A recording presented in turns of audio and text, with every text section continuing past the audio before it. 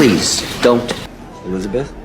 We're divorced. She remarried a pediatrician or a gynecologist, or a pediatric gynecologist. Lives in Sausalito.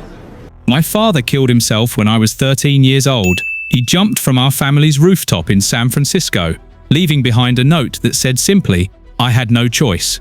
For years I thought I understood why, until I discovered the truth about David Fincher's The Game and realized my father's death might not have been a suicide at all. You see, there are things about this movie that go beyond fiction. Real deaths, real conspiracies, real people who were playing a game they never knew existed, and some of them didn't survive. What I'm about to reveal will make you question everything you think you know about reality, Hollywood, and the length some people will go to control others. But fact number one, the final revelation, will absolutely destroy you. It involves real victims, real cover-ups, and a conspiracy that reaches into the darkest corners of human experimentation. It reveals what actually happened to my father. But first things first. Fact 20. The actor who nearly died for real during the rooftop scene. Michael Douglas almost died filming the rooftop scenes in San Francisco. This wasn't a minor stunt mishap. This was a near-death experience that haunted the production for months. During filming on a 17-story building, Douglas was supposed to be safely harnessed for the edge sequences. But the safety equipment failed during a crucial take, leaving the 52-year-old actor dangling over a legitimate 200-foot drop with only his grip strength keeping him alive. For 43 seconds, captured on film but never released, Douglas hung from the building's edge while crew members scrambled to reach him. You can allegedly hear him screaming for help in the raw footage, genuine terror replacing any pretense of acting. When they finally pulled him to safety, Douglas was trembling uncontrollably and required immediate medical attention for shock. But here's the disturbing part. Fincher wanted to use the real terror footage in the final cut because, according to him, Douglas's authentic fear was more compelling than anything we could script. The near-death experience was just the beginning of Douglas's descent into something much darker. Fact 19.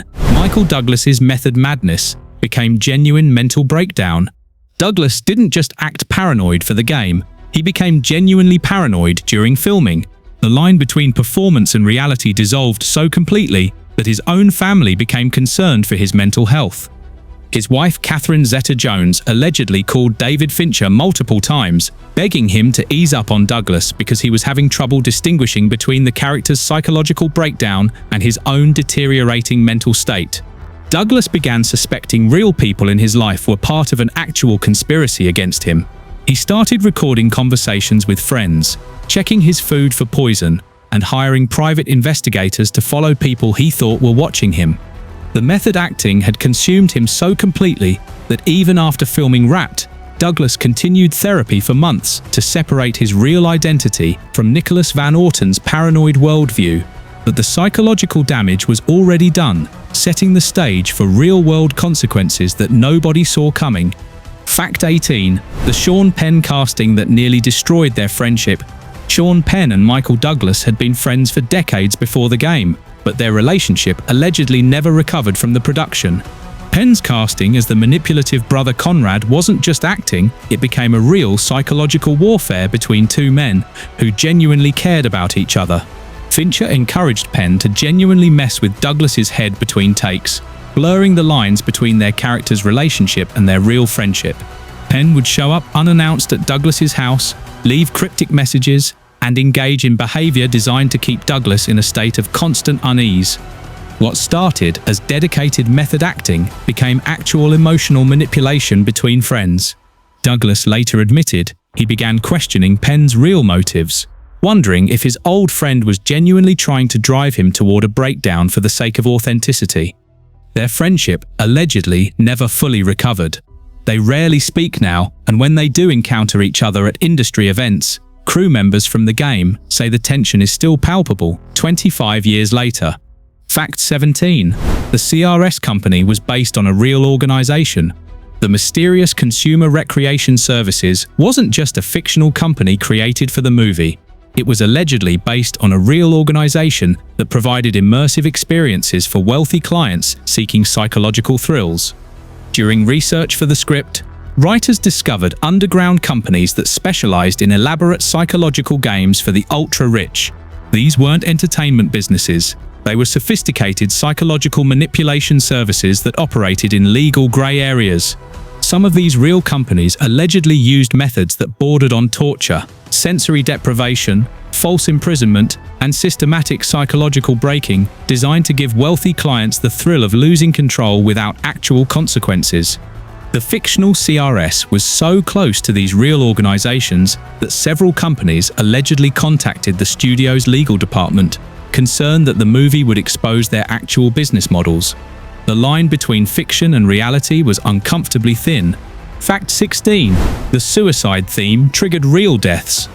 The game's focus on suicide and financial ruin allegedly triggered actual suicides among wealthy viewers who identified too strongly with Nicholas Van Orton's character. This wasn't just coincidence. It was a pattern that terrified studio executives. Within 6 months of the movie's release, at least 3 prominent businessmen took their own lives, leaving behind notes that specifically referenced the film. All 3 men were facing financial difficulties similar to Van Orton's situation, and all 3 mentioned feeling trapped in a game they couldn't escape.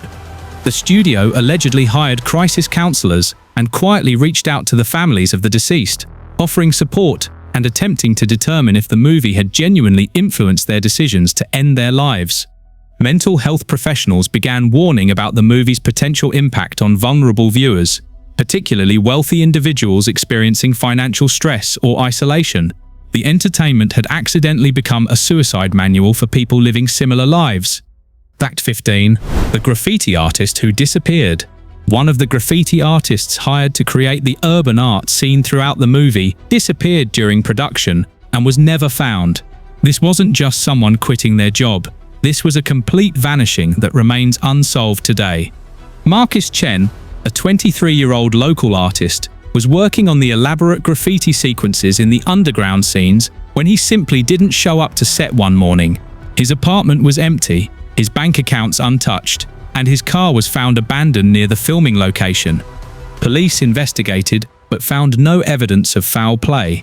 However, crew members reported that Chen had been asking increasingly detailed questions about the movie's plot, particularly the scenes involving psychological manipulation and control. Some cast members whispered that Chen had stumbled onto something real during his research into urban art communities, something that certain people didn't want exposed. His disappearance remains an open case with San Francisco police. Fact 14. The real Van Orton mansion owner's dark history. The mansion used as Nicholas Van Orton's home wasn't just a beautiful San Francisco location. It was owned by a man with connections to actual psychological research programs that inspired the movie's themes. The property owner allegedly allowed filming because he was fascinated by the movie's exploration of mind control and reality manipulation. He had previously funded research into psychological warfare techniques and had connections to government programs studying mental manipulation. During filming, crew members discovered a basement level that wasn't on the house's official blueprints, a space filled with outdated psychological testing equipment, observation mirrors, and restraint devices that suggested the location had been used for actual human experimentation. The owner denied any knowledge of the equipment, claiming it had been left by previous owners, but property records showed he had owned the house for over 30 years, making his denials impossible to believe. Fact 13. The taxi driver who broke character. One of the most chilling scenes involves Christine taking Nicholas through San Francisco in a taxi that's supposedly part of the game. But the taxi driver wasn't an actor, he was a real cab driver who had no idea he was being filmed. The production paid the driver extra to follow specific routes and make certain stops, but they never told him he was participating in a psychological thriller. From his perspective, he was just driving around unusual passengers who wanted to visit strange locations. Halfway through filming the sequence, the driver became genuinely concerned about his passenger's mental state and tried to call police. The production had to break character and explain the situation to prevent a real emergency response. The driver later described feeling manipulated and violated when he discovered he had been unknowingly participating in a movie about psychological manipulation. The irony was too perfect. The movie about blurred reality had blurred reality for an innocent participant. Fact 12. The restaurant scene that used real customers. The upscale restaurant scene where Nicholas first encounters CRS representatives wasn't filmed with extras. They used actual customers dining at a real San Francisco restaurant during normal business hours. The production made a deal with the restaurant to film during regular service, meaning real people having real dinners became unwitting participants in a psychological thriller. Most diners had no idea they were being recorded for a movie. Several customers later complained when they discovered their private conversations and intimate dinners had been captured on film for commercial use. Some threatened legal action, arguing their privacy had been violated for entertainment purposes. The restaurant allegedly received dozens of complaints from customers who felt betrayed by the deception. Some regular patrons never returned, claiming the establishment had permanently lost their trust by secretly filming them for Hollywood profit.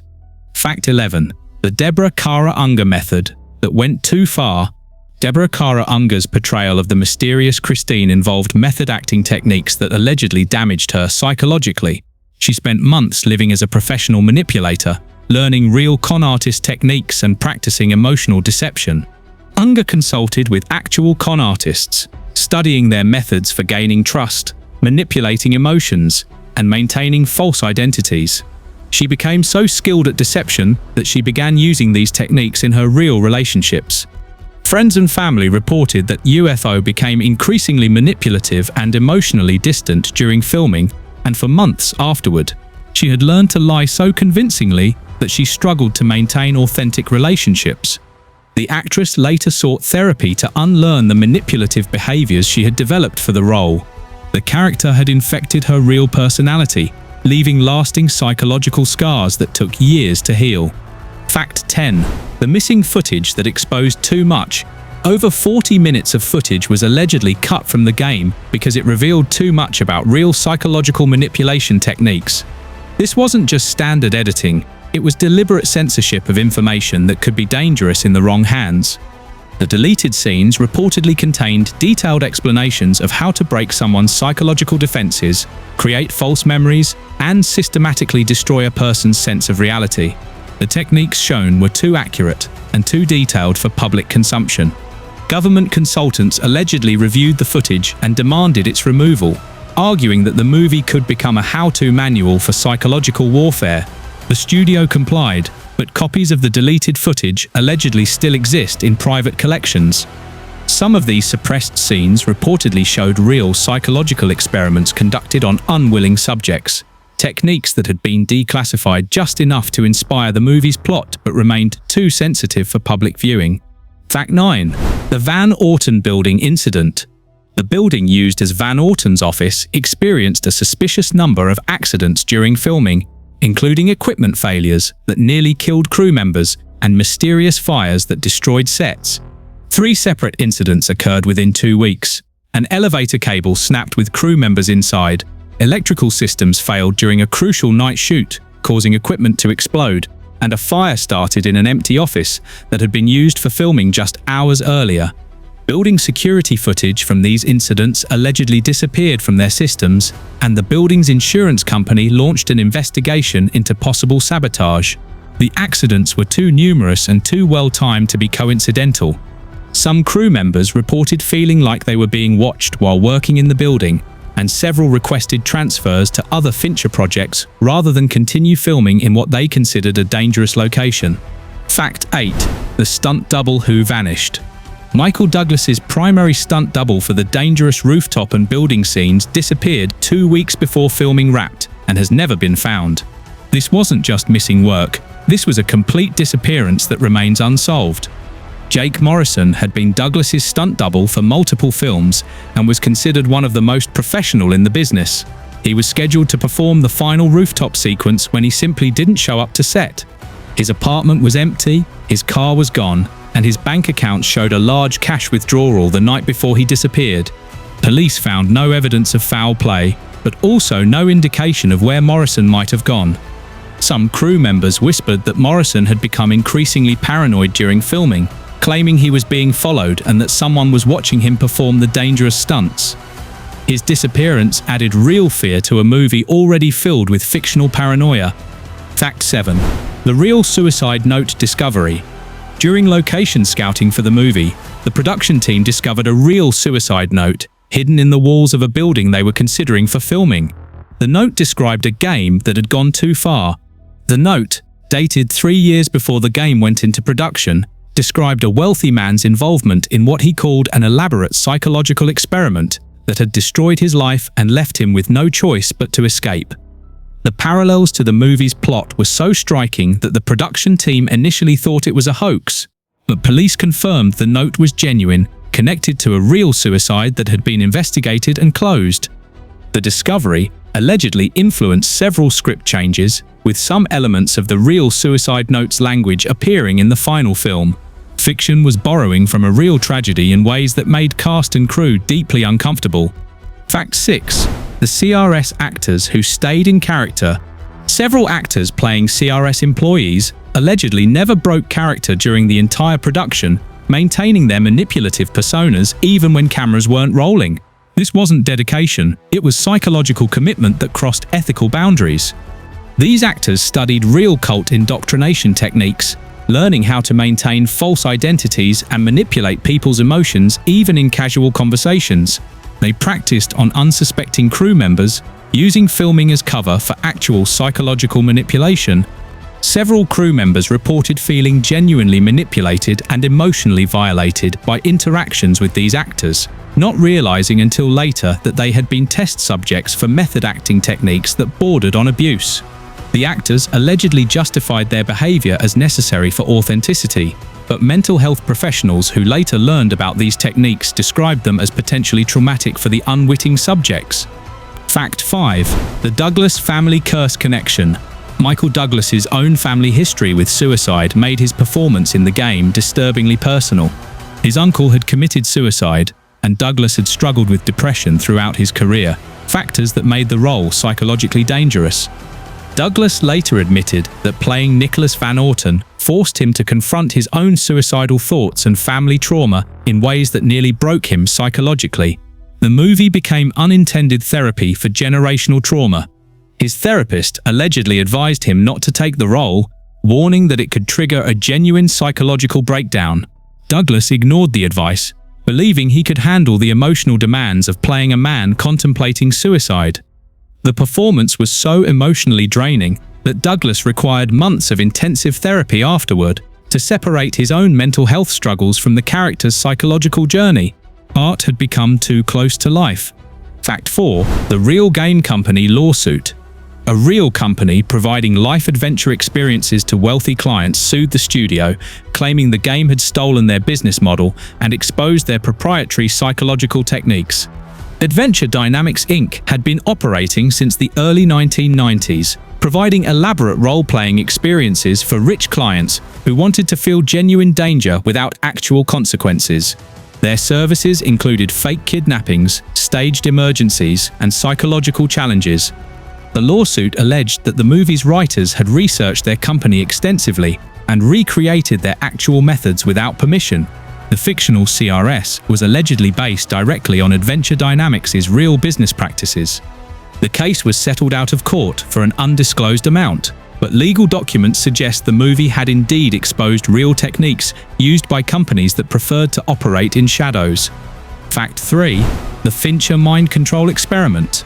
David Fincher allegedly used the movie's production as a real psychological experiment, studying how far he could push his actors and crew before they experienced genuine mental breakdown. Fincher consulted with psychologists throughout production, not for accuracy, but to understand how to create authentic psychological distress in his performers. The movie became a laboratory for studying human breaking points. Cast and crew were subjected to increasingly stressful conditions, sleep deprivation, and psychological pressure that Fincher claimed was necessary for authenticity. Many participants didn't realize they were being deliberately manipulated for experimental purposes. Some crew members later described the production as the most psychologically demanding experience of their careers, with several requiring therapy to recover from what they described as systematic psychological abuse disguised as filmmaking. Fact 2. The real Van Orton suicide cover-up. The character of Nicholas Van Orton was allegedly based on a real San Francisco businessman who died by suicide in 1995, 2 years before the game's release. His death was officially ruled suicide, but his family believed he had been murdered. Richard Van Morrison was a wealthy investment banker who had become involved with a company offering life enhancement experiences for wealthy clients. His family claimed these experiences had become increasingly dangerous and psychologically damaging. Morrison died after falling from his office building, leaving behind a note that described being trapped in a game he couldn't escape. His family alleged that he had been systematically psychologically tortured by people he had paid for entertainment. The family's attempts to investigate the company Morrison had been involved with were allegedly blocked by powerful interests who wanted the case closed quickly. The movie's plot parallels were too close to be coincidental. Fact 1. The government mind control program that inspired everything. Here's the truth that will shatter your reality. The game wasn't just entertainment. It was based on actual CIA mind control experiments that were being conducted on unwilling subjects when the movie was made. The fictional CRS was modeled on real government programs like MK Ultra's successor operations, which continued into the 1990s despite official claims they had ended decades earlier. Wealthy volunteers were being used as test subjects for advanced psychological manipulation techniques.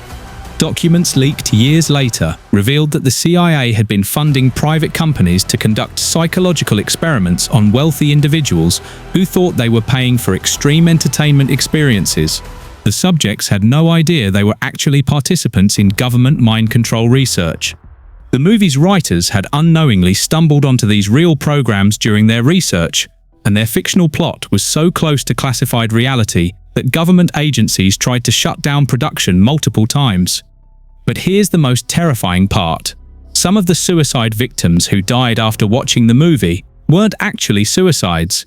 They were participants in these real programs who had become liabilities, people who knew too much about the experiments being conducted on wealthy volunteers. The game accidentally exposed a conspiracy that was still operating, still experimenting on unwitting subjects, still covering up deaths that looked like suicides but were actually murders designed to protect classified psychological warfare programs. My father wasn't just a viewer who identified with the movie. He was a participant in one of these real programs, someone who had paid for what he thought was entertainment but had actually become a government test subject. His suicide was actually elimination by people who couldn't risk him revealing what had been done to him.